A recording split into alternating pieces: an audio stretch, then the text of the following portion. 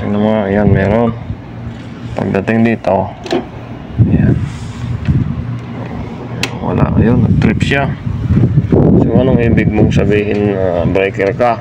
Sira. So ibig sabihin sira ang breaker. Saan naman kaya to?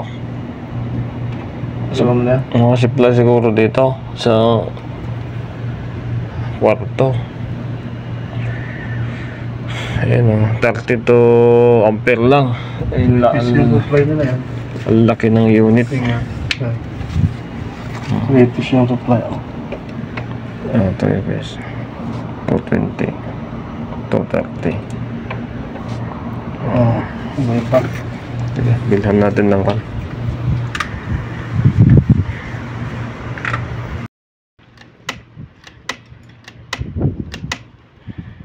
This one, the one reason that's why the AC is not working. But we will check after fix this circuit breaker. Need to replace, and then we will check the AC.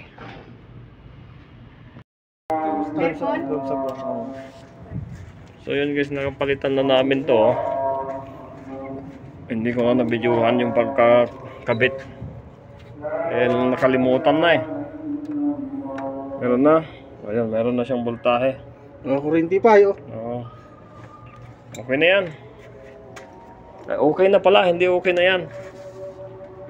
Pag merong yan eh. Hindi sigurado eh. Kailangan dapat okay. Hindi okay na yan. Ayan, pwede na guys. Ito yung luma. Yan o. Balik ko na. Sige, ka natin. Ito o. Ba't ganyan? Ganyan, maingay yung aircon guys o. Yan ito na guys.